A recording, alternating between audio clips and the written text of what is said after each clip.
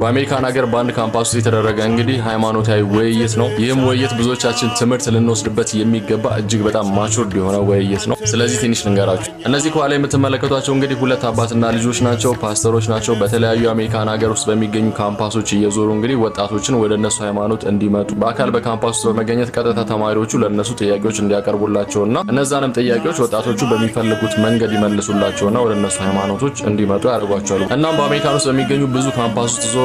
ብዙም ተቀባይነት አላቸው። ብዙ ሰዎችንም እንግዲህ አግዘዋል፣ ረድተዋል በሚል እንግዲህ ብዙ ተቀባይነት አላቸው። ታዲያ እንዳልኳችሁ ብዙ ካምፓስ ዞረዋል። ነገር ግን አንድ ጥፋት አጠፉ። ማለትም እዚህ ካምፓስ መሄዳቸው እኔ እንደማስበው ከሆነ ጥፋት ነው። ምክንያቱም ደግሞ ልንገራችሁ። ከጀርባ የምትመለከቱት ይህ ወጣት ማለትም ለ11 ደቂቃ ሳይንቀሳቀስ ብዙ ጥያቄዎችን ወደ እነሱ ሲያጎርፍ የነበረና እነሱም ሲጠይቁት በትክክል ሲመልሳቸው የነበረው ወጣት ኢትዮጵያ ወጣት ሲሆን የኦርቶዶክስ ሃይማኖት ተከታይ ነው። ዲያቆን ምህረት ይባላል። እንዳገኘሁት ኢንፎርሜሽን ከሆነ በዚህ ዩኒቨርሲቲ ተማሪ ነው።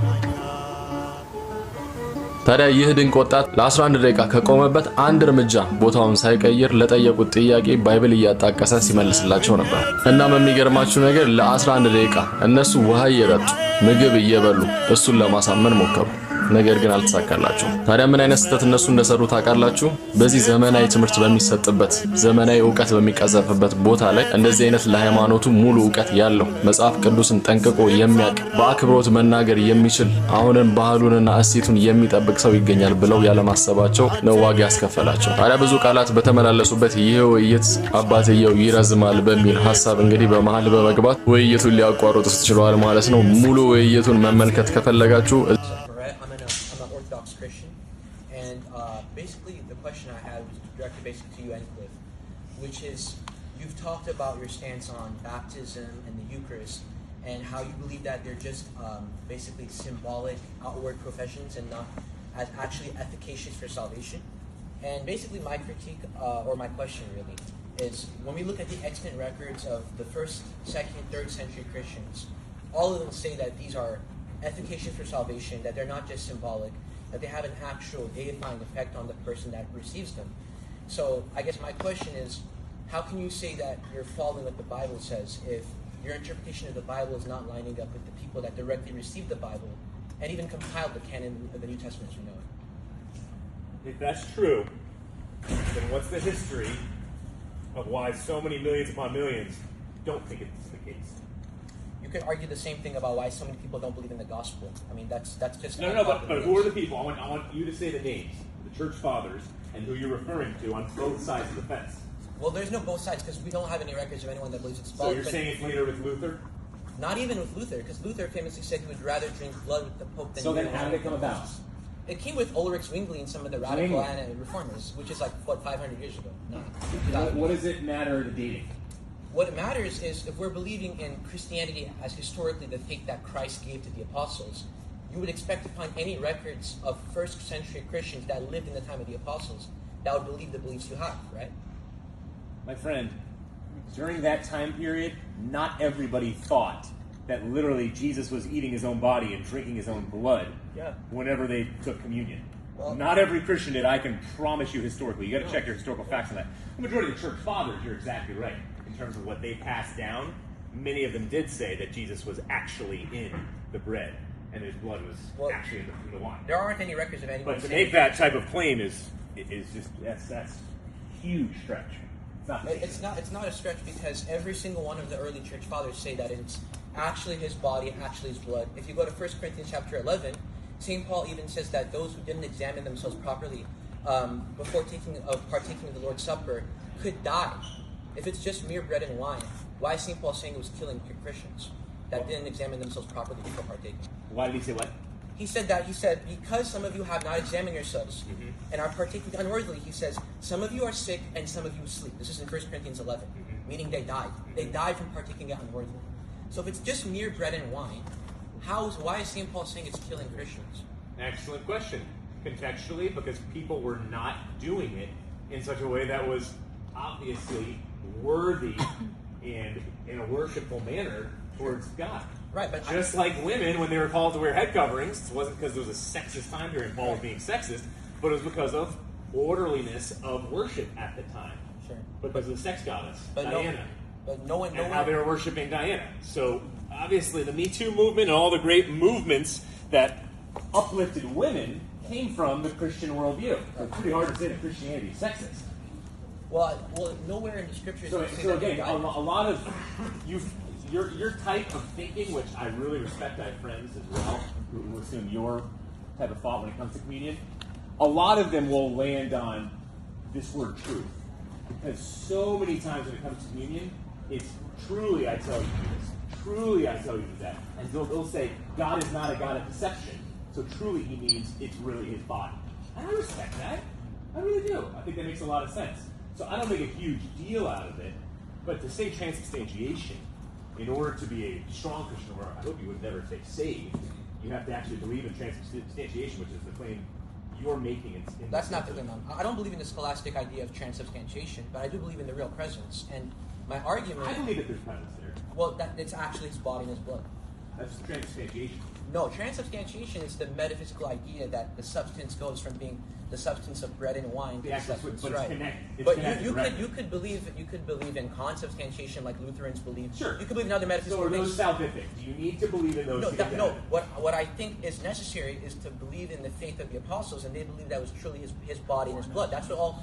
So if you don't believe in what the apostles teach on communion specifically, that the body is the actual body in the bread, right, and the blood in the wine, then are you not saved? So I think you're kind of viewing salvation as a one-time thing, which I think in of itself is a Protestant worldview. I think the patristic understanding of the early Christians was that salvation is union with God. So it's a process. And part of that... Based off of works and tradition. What do you mean by works? You're saying it's a process, salvation is. Salvation is a process. Sounds like works versus a one-time decision to lay everything at the foot of the cross and say, Jesus, I am unworthy. Right. I need your saving grace. You save me. Right. When I hear you say process, that makes me very nervous, my friend. Well, nervous. You see in the because writings, now it is becoming a salvation issue. Well, if you see in the writings of St. Paul, he talks about how we were saved. Yes. He also says you're being saved. And he also said that you will be saved on the last day. Exactly right. So this is a justification, it's a past, and present, sanctification. But the word being used is salvation in all of them. It's but we past, also present, have to remember that in the Bible it says, by grace you have been saved. Of course, we believe that. That's endless. That's we believe that. But if we believe that salvation is synergistic, which means it's a cooperation of energies, there's the energy of God, which is grace. But then we must also cooperate with the grace of God and be faithful to Him, right?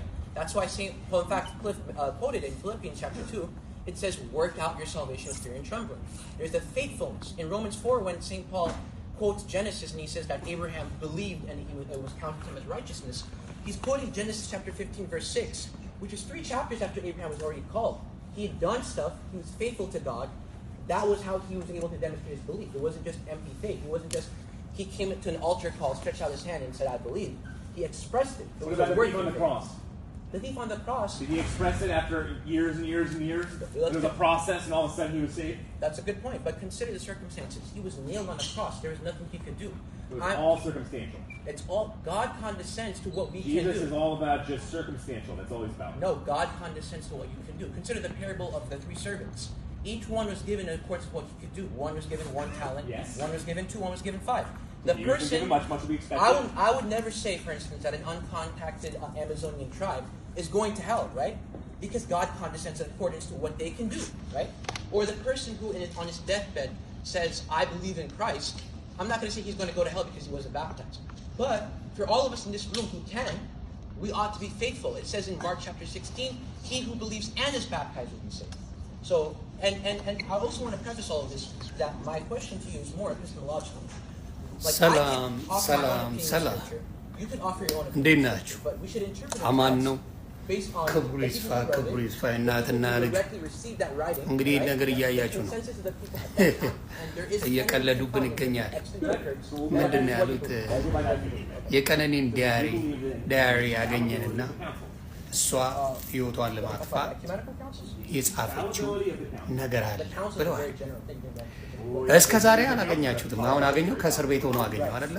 እስር ቤት ሆኖ ሲፈትሸው እስር ቤት ሆኖ ከአንዱ ዓለም ጎሳ ከእስር ቤት ሆኖ ይህንን ነገር የተጻፈ ትዝ ብሎ እንደው ትዝ ብሎ ልካ የጻፈችለት ነገር ተፈልጎ ተገኘ። እኔ የምላችሁ እስቲ የዛ ቀን ከመሞቷ በፊት ያደረገችውን ነገር እንነጋገር። ያደረገችው ምንድን ነው? በመጀመሪያ ፎቶሹት ነበራት። ፎቶሹት አደረገች። ፎቶዋን ተነሳች። ከዛ በኋላ ቤት ስትመጣ ከህፃናቶች ተሰብስበው ከጓደኞቿ ጋር ህፃናቶችን ነበሩ። ሃፒ በርዝዴይ ተብሎ ኬክ ሲቆረስ ነገር ሲደረግ ነበር። ከዛ በኋላ ደግሞ ለቤተሰቦቿ ደውላ ከነገ ጀምሮ አዲስ ጥሩ ስራ ጀምራል ብላ ብላችሁ ከዛ በኋላ ደግሞ ተኝታ እንደው ብንን ስትል ብንን አለች እና ሄጄ ራሴን ላጥፋ ብላች ከፎቅ ላይ ተወረወረች። ከዛ በኋላ ምንጣፍ ላይ ወደቀች። ምንጣፍ ላይ ወድቃ ምንጣፉ ደም በደም ሆነ። ሰው አልሰማ ማንም አልሰማ ጓ ሲል አንስታችሁ ሆስፒታል ወሰዳችሁ። ይህ ሁላ ነው እንግዲህ ድራማ የምትሰሩት። ምን አይነት ፖሊሶቹ ምን እያደረጋችሁ ነው? እየተገደዳችሁ ነው። ፖሊሶቹ ተገደዋል። አንድ ነገር መረጃ ያቀርቡና ችግር ውስጥ እንደሚገቡ ተነግሯል። ፖሊሶቹ ለማቅረብ የተቸገሩበት ምክንያት እያንዳንዱ ነገር እንግዲህ ኪቹን መቦደሱ በጥይት በአንዱ ዓለም ተኮሰው ጥይት መቦደሱን ታውቃላችሁ። በየጊዜው እያበለዘ ይቀጠቅጣት እንደነበረ ታውቃላችሁ። እጇን መስፈሩን ታውቃላችሁ። ከሷ በፊት የነበሩትን ሪሌሽንሽፖች በሙሉ እየቀጠቀጠ ሲያሰቃያቸው እንደነበረ ታውቃላችሁ። የአንዱ ዓለምን ባህሪ ሙሉን እያወቃችሁ ከበር ለማድረግ ለአንድ አዝማሪ የፈለጋችሁት ነገር በጣም ነው ግራ ይገባል። ትናንት መስፍን ፈይሳ ያ ኤድሳ ሲናገር የሰማሁትን አያ ልክ እንደ ፖለቲከኛ አድርጎት ያወራል። ፖለቲከኛ አይደለም አንዱ ዓለም እስከምናውቀው ዘፋኝ አርቲስት ነው። ፖለቲከኛ ቢሆን ወደ ፖለቲካ ይወሰዳል። ከዛ ደግሞ የብርቱካንን አጀንዳ ይዛችሁ መጣችሁ። የብርቱካን አጀንዳም እሷ ምንም አልተደረገችም ብላ ዶክመንተሪ እንደሚሰራ ቀድመን ተናግረን ከዛ በኋላ ዶክመንተሪ ይሰራል።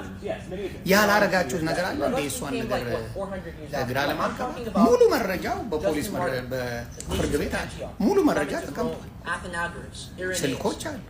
ስልኩን እንኳን ሁሉ ነገር እያለ ባለ ጊዜ ስለሆነ ወይም ደግሞ ከመንግስት ጋር የሚሰራቸው ነገሮች ስላሉ አንዱ ዓለምን በነፃ ለመፍታት ተፍ እያላችሁ እያንዳንዱን ነገር ሶሻል ሚዲያ ላይ አታመጡ።